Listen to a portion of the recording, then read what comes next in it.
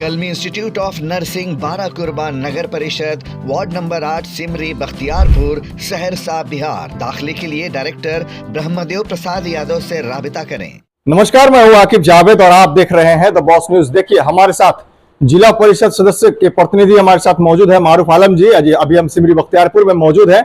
इनसे बात करके जानने का प्रयास करेंगे, क्योंकि आपने देखा ही कि किस तरह से लोकसभा का रिजल्ट आया। विपक्ष ने जो है निपटा दिया एनडीए को, और एनडीए बैसाखी के सहारे जो है अभी चलने को मजबूर है। एक तरफ नायडू जी बैठे हुए हैं तो एक तरफ नीतीश जी बैठे हुए हैं। तो इसी सब चीजों पर चर्चा करेंगे और जानने का प्रयास करेंगे। दूसरी बात यह भी है कि बिहार में जिस तरह से बताया गया था कि तेजस्वी के आने के बाद तेजस्वी ये कर देंगे, तेजस्वी वो कर देंगे, और मुकेश सहनी लग गए हैं, इतनी सीट लाएंगे उतनी सीट लाएंगे, ऐसा कुछ देखने को नहीं मिला। लेकिन ठीक इसका उलट जो है उत्तर प्रदेश में देखने को मिला कि उत्तर प्रदेश में 33 सीट ला करके जो है 37 सीट ला करके कहीं ना कहीं जो इतिहास रच दिया है। तो आइए हम इनसे बात करके जानने का प्रयास करेंगे क्या था माहौल। तो क्या कहिएगा, पूरे देश में क्या माहौल है अभी? पूरे देश में बहुत अच्छा माहौल है। इसलिए नीतीश जी, नरेंद्र मोदी जी की सरकार जो चल रही थी वो मनमानी की सरकार अब नहीं चलने वाली है। विपक्ष मजबूती के साथ अब वहाँ खड़ा रहेगा, और विपक्ष के साथ साथ मुस्लिम सांसद भी अच्छे खासे संसद भवन में पहुँच चुके हैं जीत करके। अब बिहार में नाकामी का कारण, सबसे बड़ा कारण रहा है कि टिकट का बंटवारा रहा है। टिकट सही तरीक़ा से बंटवारा नहीं हो पाया, जिसके कारण ये दिन देखने को मिला है। अच्छा, क्या कहते हैं कि पप्पू यादव का फैक्टर भी कहीं ना कहीं काम किया है क्या? पप्पू यादव का बहुत बड़ा फैक्टर काम किया है, और उसको हम बहुत अच्छे दिल से हम उसको लाइक करते हैं। वो नेता के लायक है, वो गरीबों के नेता हैं। हर मजलूम के साथ वो खड़े रहते हैं, चाहे कोई भी बड़ा मुसीबत हो, छोटा मुसीबत, जो कोई छोटा आदमी बड़ा आदमी जो उसको याद कर लेता है तो वो हाजिर रहता है। उसके पास जात पात की राजनीतिक नहीं है। एक बात दिखाइए कि उसके खिलाफ में डायरेक्टली कहा गया कि इंडिया को अगर नहीं है तो एनडीए को दिए। उसके बाद भी वहाँ के पब्लिक का मैं बहुत बड़ा शुक्रगुजार हूँ कि उन्होंने एक अच्छे और सच्चे नेता को चुना है। नेता का मतलब क्या है? देखिए कि जो वक्त पर खड़ा रहे, आपके दुख दर्द के साथ जनप्रतिनिधि का काम करते रहे। तो लोगों ने उसको समझा और समझने का उसको सफल बनाया। अच्छा, क्या ये लगता है कि तेजस्वी यादव को लेकिन कहीं ना कहीं इसको छोड़ करके काम करना चाहिए था? और जिस तरह से सीट के बंटवारे को लेकर के कहा जाता था, तो पप्पू यादव के लिए लगातार कैंप वहां कर दिए कि नहीं पप्पू यादव को हराना है। वहां पर कहीं ना कहीं ये भी काम किया बिहार के अंदर काम किया है, इसलिए कि सिर्फ पूर्णिया के लिए काम नहीं किया था। आपको याद होगा कि चाहे वो एनआरसी का मामला रहा, या कोरोना काल रहा, या वो पटना बाढ़ जो आया था, हर जगह पूरे बिहार में, पूरे देश में कहीं पप्पू यादव अपने हिसाब से खड़े रहते हैं। चाहे वो स्वास्थ्य का मैटर हो, शिक्षा का मैटर हो, और कहीं जो भी उससे बनने वाला रहता तो पीछे नहीं हटते हैं। खास के गरीबों का बहुत ध्यान रखते हैं, और वो बहुत बड़ा फैक्टर रहा। अगर उसका फैक्टर नहीं पड़ता तो आज पप्पू यादव कहाँ से जीत पाता है? बहुत बड़े नेता होने का जो है, बड़े नेता होने का उन्होंने सबूत दिया है। अच्छा, भैया दिली है उनके अंदर।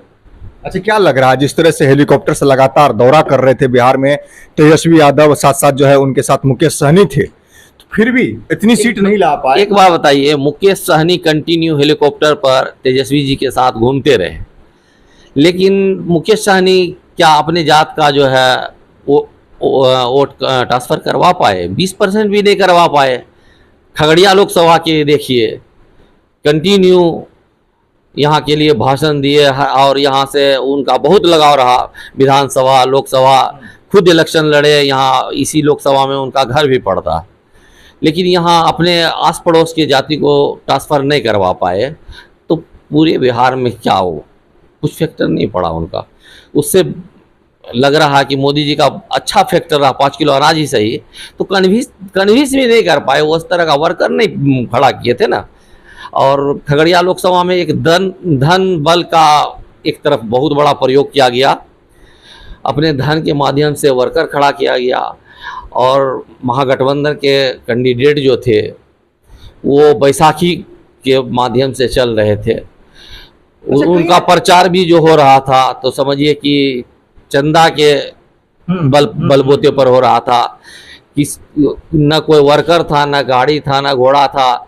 जो वर्कर अगर फील्ड में आता था तो मेरे जैसे किसी और जैसे आदमी को फ़ोन करते थे कि 10 लीटर डीजल दिलवा दीजिए, तब भाई उसका नाश्ता का इंतजाम करिए। इस हाल में वो इलेक्शन लड़े, तो उनके क्या कहा जाए, उस हिसाब से ठीक ही परफॉर्मेंस किया है, परफॉर्मेंस के सही रहा है। तो अच्छा, एक चीज और कहा जा रहा है कि बिहार में कि तेजस्वी यादव हेलीकॉप्टर के लालच में आकर के मुकेश सहनी के साथ लगातार घूम रहे थे, क्या ऐसा सच है क्या? नहीं, ऐसा कोई बात नहीं है हेलीकॉप्टर की, ये सब बात गलत बात है। देखिए ये हम कैसे करते हैं, वो लोग बड़ा नेता है, बड़े पैमाने पर है उनका, और मुकेश सहनी भी इतना कमज़ोर नहीं है, उसके पास पैसा है अभी कि वो हेलीकॉप्टर से घूम सकते हैं। अपना घूमने के लिए उतना पर हमको नहीं जाना जी। तो अच्छा, क्या लगता है कि देश में जिस तरह से विपक्ष इस बार जो है सीट जीती, और कहीं ना कहीं ओपिनियन पोल जो एग्जिट पोल चल रहा था कि एग्जिट पोल में बताया जा रहा था कि नहीं आएगा इनको इतना सीट, लेकिन अचानक से जैसे ही बक्सा खुला और लगातार देखिए 250 पर बिल्कुल बराबरी थी, क्या कहना चाहते हैं? देखिए पब्लिक अब जो है जाग चुकी है। इससे पहले पूरे देश में ये फाइनल हो चुका था कि कांग्रेस अब जिंदा नहीं हो पाई, कांग्रेस ख़त्म हो चुका है। लेकिन इस बार तो आप लोग कह सकते हैं, मीडिया वाले कह सकते हैं कि जिंदा हो, जो आदमी कब्र के अंदर चला गया था, दफन हो चुका था, वो फिर से समझिए कब्र से निकलकर बाहर खड़ा हो गया है और अगला सरकार का कमर तोड़ दिया है। तो अभी जो है मोदी जी भी सरकार तो बना रहे हैं, लेकिन मजबूर तो है ना, मजबूत नहीं न रहा है। अच्छा, एक चीज और कहा जाता है आजकल जैसे कि भाई आप सरकार कोई बनाइए, लेकिन बिना नीतीश कुमार के संभव नहीं है, चाहे वो केंद्र में हो या फिर स्टेट में हो, क्या कहना? ये बिल्कुल सही है। देखिए नीतीश जी को प्रधानमंत्री बनना चाहिए। इनके अंदर बिहार को आज इस स्थिति में लाने के लिए कोई आज अपना दावा ठोक ले, नीतीश कुमार का अच्छा परफॉर्मेंस रहा है।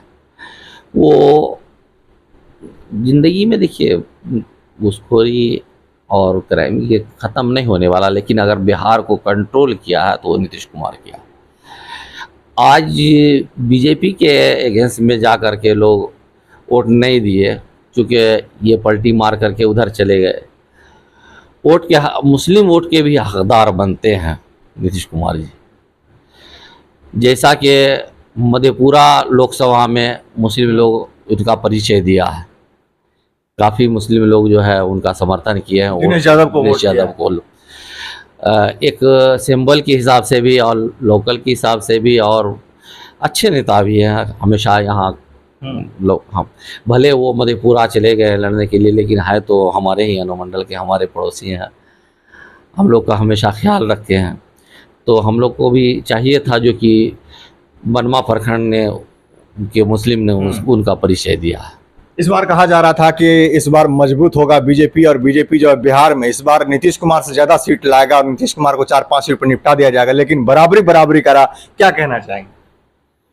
देखिए आज भी अगर नीतीश कुमार अगर चले आते हैं महागठबंधन की तरफ, तो बीजेपी का ऐसे भी सफाया हो जाएगा, उसमें कोई डाउट की बात नहीं है। और राजनीतिक है, को दावा ठोकने के लिए 400 पार कर रहा था, अब खुद की सरकार में बैसाखी के बल पर सरकार बना रहे हैं, तो ये राजनीतिक है, राजनीतिक जुमला है। जैसे कि मोदी जी का पहला जुमला था 15 लाख का, और उसको एक्सेप्ट भी किए थे। अमित शाह का भाषण सुन लीजिए, कई भाषण में बोले कि वो 15 लाख का जुमला था, इलेक्शन का जुमला था। तो वो सब इलेक्शन के टाइम में या चलता रहता। अच्छा, अब विपक्ष तो मजबूत हो गया है, लेकिन जिस तरह से जनता से वादा किया गया था कि महिलाओं के खाते में पैसा दिया जाएगा, हमारी सरकार बनेगी तो 200 यूनिट बिजली फ्री किया जाएगा, एजुकेशन पर ध्यान दिया जाएगा, जो बेरोजगारी है उस पर ध्यान दिया जाएगा, तो क्या अब विपक्ष तो मजबूत हो चुकी है, क्या अब लगता है कि ये सब काम पर असर पड़ेगा? देखिए, असर पड़ना चाहिए, विपक्ष मजबूत है, लेकिन सरकार तो उसकी बन रही है। लेकिन आगे आने वाला विधानसभा भी है, ये लोग का यही नारा था डेवलपमेंट का स्वास्थ्य, शिक्षा है और बेरोजगारी है, तो इस पर जो है ध्यान तो दिया ही जाएगा, उसमें कोई डाउट की बात नहीं। क्या लगता है आने वाले 6-7 महीने में पलटी मारेंगे नीतीश कुमार? 6-7 मेरे हिसाब से तो 6-7 महीना इनको वेट नहीं करना चाहिए, अभी इनको अच्छा मौका है। 6-7 महीना में कौन देखा है क्या होगा, नहीं जी, इनके लिए अभी सुनहरा मौका है। जी, तो देखिए अभी साफ तौर पर इनका कहना था कि नीतीश कुमार के पास सुनहरा मौका है, इनको रुकना नहीं चाहिए। हालांकि कहीं ना कहीं विशेष राज्य के दर्जा को लेकर के विपक्ष जो है उनके ऊपर मजबूती से खड़ा हुआ है और कहा जा रहा है कि अगर आप सरकार बना भी रहे हैं तो कम से कम बिहार के लिए अच्छा सोच करके उनका साथ दीजिए, ताकि बिहार को विशेष राज्य का दर्जा मिल जाए और कहीं ना कहीं डेवलपमेंट की जो स्थिति है, फैक्ट्री लगाने का, उद्योग लगाने का, कहीं ना कहीं पैकेज लीजिए उनसे बिहार के लिए, तभी जाकर के उनके साथ आप सरकार बनाइए। विपक्ष इसमें खुश है कि हम विपक्ष में हैं, लेकिन मजबूती से डटे हुए हैं, खड़े हुए हैं।